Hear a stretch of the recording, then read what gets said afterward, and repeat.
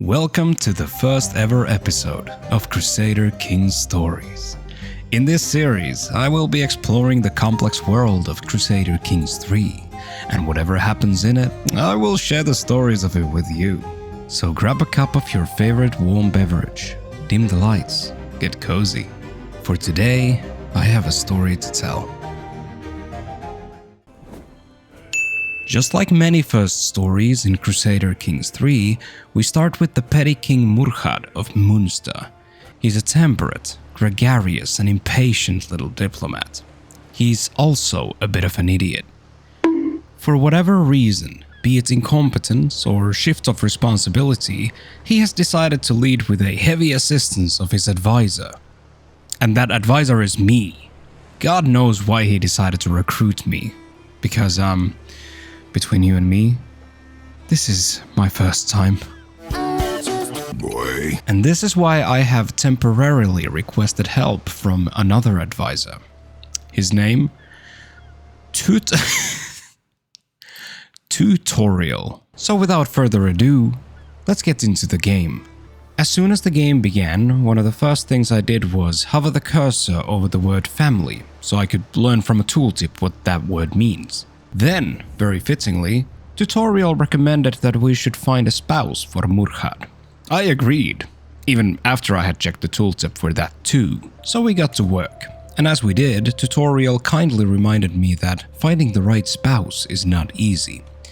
Then I zoned out a little bit and suddenly realized that he's now talking about proper breeding.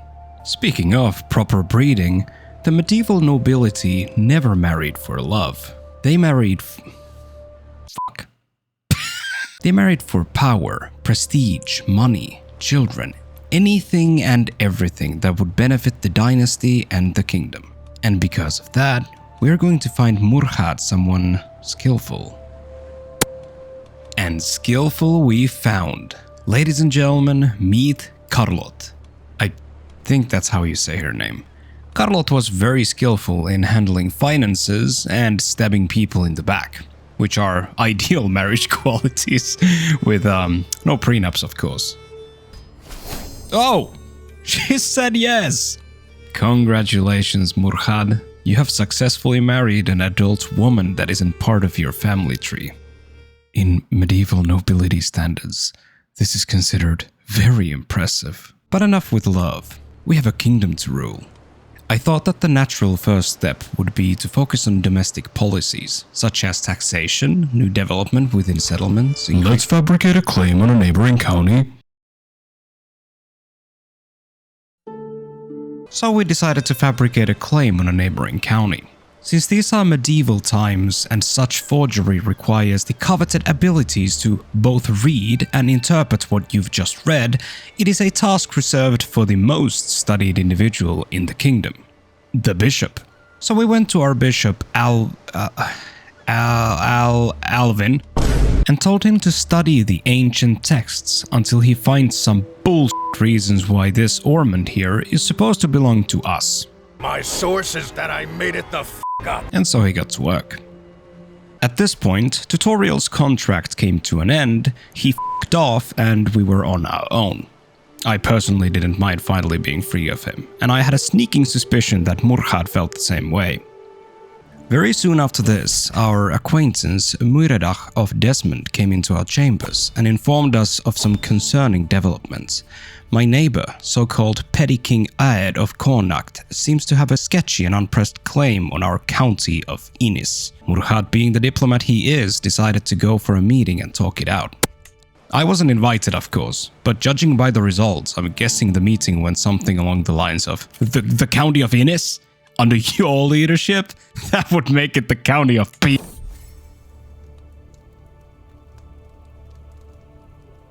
While that meeting was underway, back in the kingdom, our advisors recommended that we should get the heir married as well. So I got to once again act as a matchmaker. I'm gonna be real honest though, the candidates weren't that great. He didn't really want to marry the first option, for she was a lowborn and notably chaste, but the runner-up was described to us as a resentful gentlewoman, and the picture of her looks like this. Worse yet, apparently she's somewhere in our court as we speak. Nando! There's a f***ing ghost on the front lawn. And so he settled on the lowborn. We got the heir's marriage preparations underway. Then we discussed an alliance with Murhad's nephew. For a while, all seemed good in the kingdom.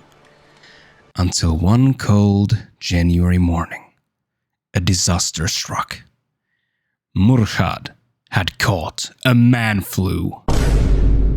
Near terminal in modern times, but almost a certain death sentence for Murhad for his ripe medieval 40. Send for a physician, he ordered, and we got to work immediately. Wait, we don't have a court physician? What are we, incompetent? Nevertheless, finding a new court physician truly was comparable to looking for independent contractors in the modern times. There were only 2 people willing to do the job, neither of which were good, and one of them was more than 3 times as expensive as the other. We picked the cheaper one, because if there's something I've learned from the land of the free, the best thing you can do in the field of healthcare is to cut costs. The physician got to work immediately. He suggested that he can either try something safe, but not very effective, or try something riskier, something completely new, and potentially more effective. Impatient man as he is, Murhad went for the new, riskier option. The physician tried his new innovative method, and after he was finished, he named this new method as Disastruos Mistreatment.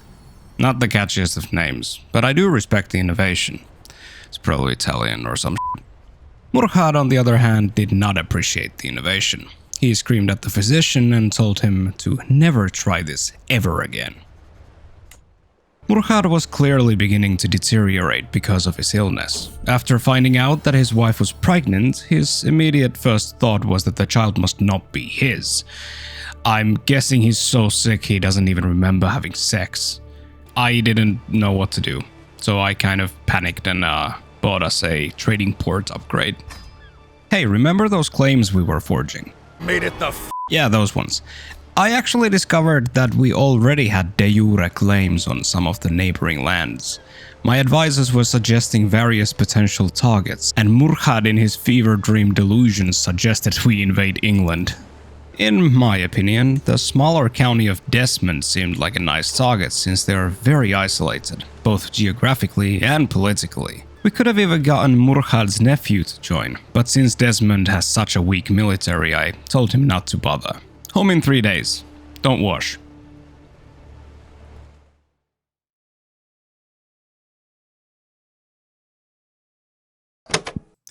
Hi there, Gradus the editor here.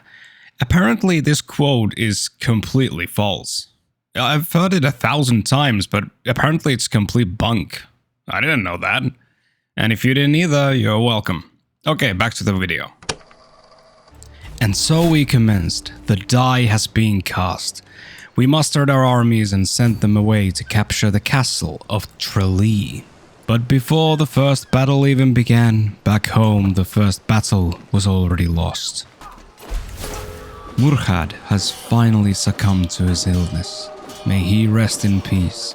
And thus begins the age of the young 19-year-old heir Brian II, who ascends to the throne.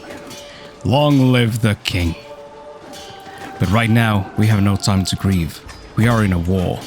So the Battle of Desmond continued. At this point, I was informed that Carlot, the widow of Murhad, had given birth.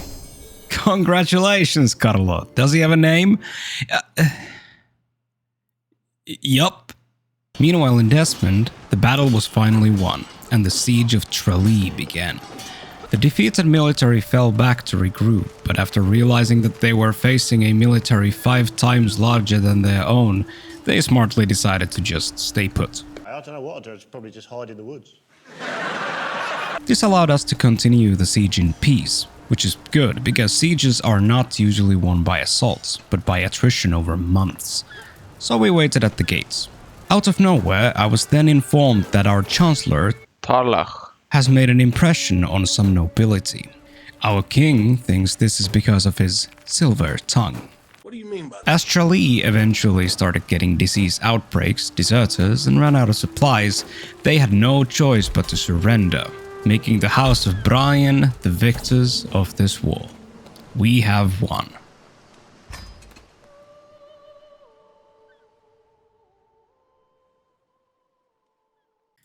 And this is where we shall place our bookmark for this episode.